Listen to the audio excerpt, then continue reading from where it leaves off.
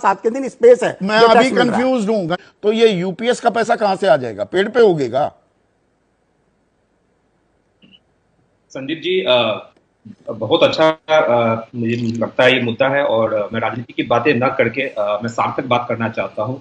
3 तरह की स्कीम है, एक ओल्ड पेंशन स्कीम है, एक न्यू पेंशन स्कीम है, जो 2003 में जब अटल बिहारी वाजपेयी प्रधानमंत्री थे उनके कार्यकाल में लाया गया, और मनमोहन सिंह की सरकार ने भी इसको जारी रखा। और अब तीसरा जो है जो यूपीएस है, यूनिफाइड पेंशन स्कीम है। निश्चित रूप से अगर राजनीतिक व्यक्ति के रूप में मैं नहीं बोलना चाहता हूं, अगर मेरी बात करें, अगर मेरी व्यक्तिगत पसंद की बात करें, तो स्वाभाविक है जो ओल्ड पेंशन स्कीम था वो सबसे बेहतर था। लेकिन क्या होता है, समय परिस्थिति के अकॉर्डिंग, समय परिस्थिति की जब मैं बात करता हूं तो राजनीतिक परिस्थिति भी होती है। मैं आपकी बात को जो है सो मैं एक्सेप्ट करता हूं, इस बात को। राजनीतिक परिस्थिति के साथ साथ देश की जो आर्थिक स्थिति होती है उसकी भी नहीं, ये रायता फैला दिया ना। एक मिनट माधव, आप बिल्कुल, आपने अपनी बात बिल्कुल क्लैरिटी से आप कह रहे हैं, पर ये तो रायता फैल गया ना भाई। 50% आपको मिल जाएगा बेसिक का, पर आपकी मौत हो जाती है तो आपके पति या पत्नी, जो भी कर्मचारी महिला भी होती हैं, तो उनको 60% ही मिलेगी पेंशन। ओपीएस में तो पूरी मिलती है, ओल्ड पेंशन स्कीम में आपको योगदान देने की जरूरत नहीं। तो बहुत सारे फर्क भी हैं यहां पर। निश्चित रूप से संदीप जी, मैंने यही कहा ना कि जो ओपीएस है सबसे बेस्ट है, मैं उसमें डिनाई नहीं कर रहा हूं। लेकिन जो यूपीएस है, जो अभी नया स्कीम कल ही लाया गया, निश्चित रूप से जो बाजार की अनिश्चितताएं हैं उसको वो दूर करती है। क्योंकि जो एनपीएस था, एनपीएस में बहुत सारा पैसा, तो बाजार की अनिश्चितताएं हैं ना, आप मान रहे हैं। राजेश शर्मा यहां पर डटे हुए हैं, इन्होंने खूंटा गाड़ रखा है। ये भी ग्रामीण पृष्ठभूमि से आते हैं आपके और मेरी तरह, ये हिलने को तैयार नहीं है, ऐसा खूंटा गाड़ा है। ये कह रहे हैं नहीं जी, एनपीएस में 50% से ज्यादा रिटर्न मिल रहे हैं, पेंशन 50% से ज्यादा मिल रही है लास्ट ड्रॉन बेसिक सैलरी की। संदीप जी, मेरी बात पूरी नहीं हुई। मैं कह रहा हूं कि जो एनपीएस का था, एनपीएस में बहुत सारा चीज शेयर मार्केट पे डिपेंडेंट था। और अपने जो इंडियन कल्चर है उसमें 2 तरह के लोग हैं। बहुत सारे लोग कंजर्वेटिव होते हैं जो स्टॉक मार्केट को नहीं समझ पाते। आपने सही कहा कि स्टॉक मार्केट में लगाने का काम तो सरकार का था, न कि जो है जो पेंशनधारी है उनका काम था। लेकिन सरकार भी एक कैलकुलेटिव ही रिस्क लेती है। तो सरकार और जो जितने भी इस तरह के संगठन थे, जो कर्मचारियों से रिलेटेड संगठन थे, उनकी कहीं ना कहीं यह मांग थी कि पुरानी जो पेंशन स्कीम है उसको लाया जाए। तो स्वाभाविक है पुराने पेंशन स्कीम को तो नहीं लाया जा सकता आज के दिन में, तो उसी को कुछ इंप्रूव करके, कुछ एक भरोसा देके, निश्चित रूप से जो नई स्कीम है उसमें एम्प्लॉई नहीं, उसमें आप मुझे समझाइए, आप कॉर्पोरेट वर्ल्ड का भी हिस्सा रहे हैं, बड़ी डेजिग्नेशंस पर आप रहे हैं, बड़े बड़े फैसले भी लिए माधव। अब ये पीएफआरडीए जो है, pension fund regulatory and development authority जो है, पैसा तो उसके पास है एनपीएस का, उसने लगा दिया बाजार में। मैं हूं सरकारी कर्मचारी, मैं एनपीएस से यूपीएस में जाना चाह रहा हूं, पैसा तो वहीं रहेगा ना पीएफआरडीए में, वहीं से रिटर्न जो मिलेंगे, अगर वो कम मिलेंगे तो सरकार उसमें और पैसा जोड़कर मुझे 50% देगी। यही है ना? यही है कि कुछ और अभी इसमें पेंच आ जाएगा?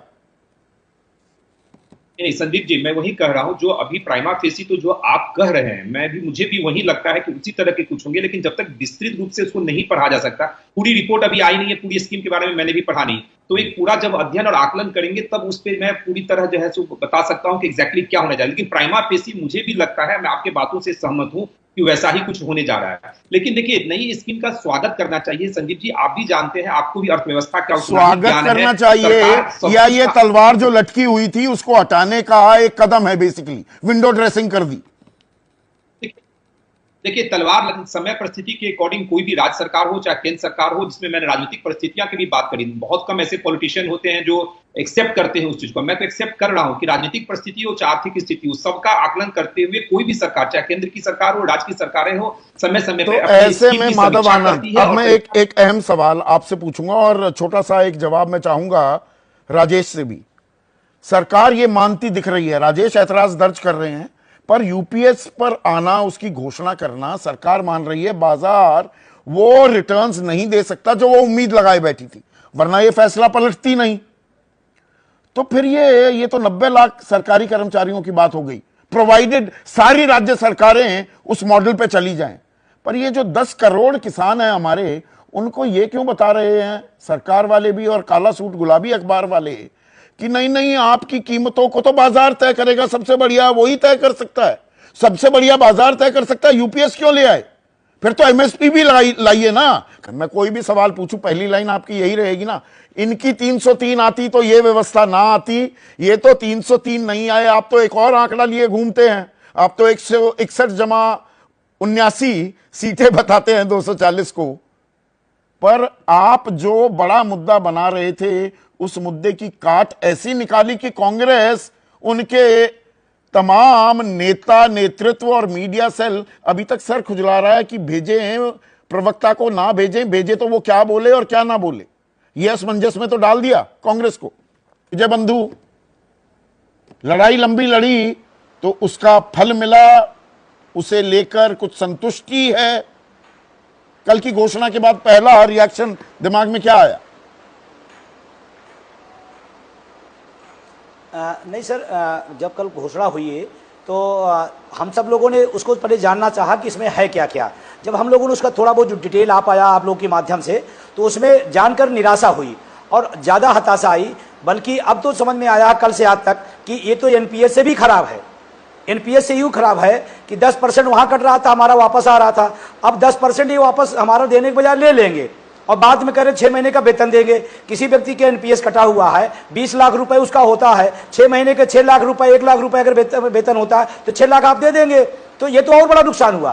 प्लस एक भी चीज इसमें बदली नहीं। एनएसडीएल काम करेगा, पीएफआरडीए बिल काम करेगा, 10% हमारी कटौती है वो चलती रहेगी, सारा कुछ तो वही है। सिर्फ नाम बदल देने से तो भाई नहीं 50% गारंटी मांग रहे थे आप। अभी आपके डिबेट देखिए, दो बड़ी बातें थी विजय बंधु, जो आपकी दो बड़ी मांगे थी।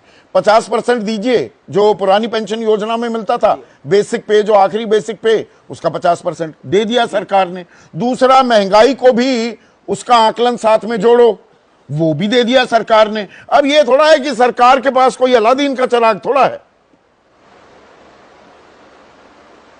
मैं कह रहा हूं, आपने कहा ना कि उसमें डीए उन्होंने दे दिया, 50% दे दिया। तो मैं कह रहा हूं कि जब दे ही दिया तो फिर यूपीएस क्यों, ओपीएस क्यों नहीं? जब ओपीएस ऐसी ही है तो ओपीएस दे दीजिए, फिर क्या दिक्कत है? अगर मेरी मांग को मान जा रहा तो मेरी तो मांग ओपीएस है, और आप कह रहे हैं कि उसमें उन्होंने दे दिया तो ओपीएस मांग ले। और अभी 50% का जो बता रहे हैं, 50% बेसिक सैलरी का, ये भी गड़बड़ झाला है।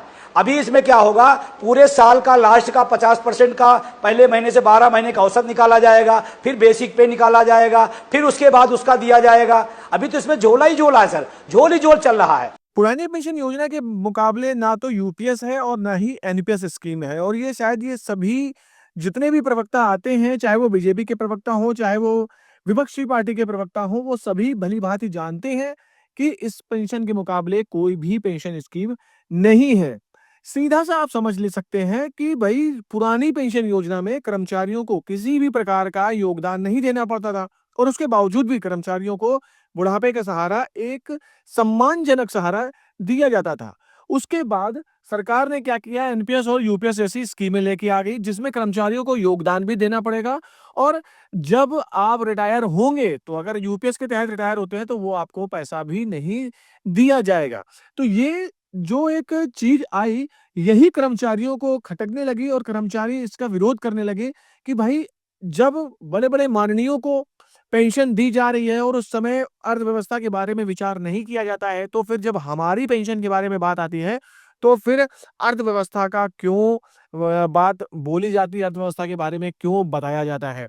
और यही चीज प्रवक्ता जी भी बोलते हुए नजर आ रहे हैं कि ओपीएस अच्छी स्कीम है, लेकिन अगर आर्थिक स्थिति से देखा जाए तो पुरानी पेंशन योजना में जो देश में आर्थिक बोझ बढ़ेगा, आर्थिक भार बढ़ता जाएगा। एक एग्जाम्पल जैसे दिया था, किसी प्रवक्ता जी आए थे जो बोल रहे थे कि एक कर्मचारी 40 साल की एज में भर्ती होता है और वो 20 साल सर्विस करके रिटायर चला जाता है, और उसके बाद करीबन 30 साल 40 साल और जिंदा रह के सरकार से पेंशन लेता है। तो जितना उसने नौकरी में कमाया नहीं, उतना उसने पेंशन पे ले लिया। तो इसका विरोध करते हुए बहुत कम पत्रकार दोस्तों ऐसे मिलेंगे जो डायरेक्टली बोल देते हैं कि पुरानी पेंशन कर्मचारियों के लिए क्यों नहीं दी जा सकती है। इसका विरोध करते हुए पत्रकार जी ने, संदीप चौधरी जी ने ये बोला कि भाई 20 साल उसने सरकार की सेवा करी है तो सरकार को पेंशन देने में दिक्कत हो रही है, और वही एक दिन का सांसद जब रिटायर हो जाता है तो उसको क्यों पेंशन दी जाती है? उस समय क्या सरकार पर कोई भी बार की स्थिति नहीं बनती है? क्या सिर्फ नेता ही या बड़े-बड़े माननीय ही इस देश की सेवा कर रहे हैं, कर्मचारी देश की सेवा नहीं कर रहे हैं? तो इसका जवाब वो ठीक तरीके से नहीं दे पाए। तो कुल मिलाकर देखा जाए तो कर्मचारियों को पेंशन देने में देश की आर्थिक स्थिति खराब होगी या नहीं होगी?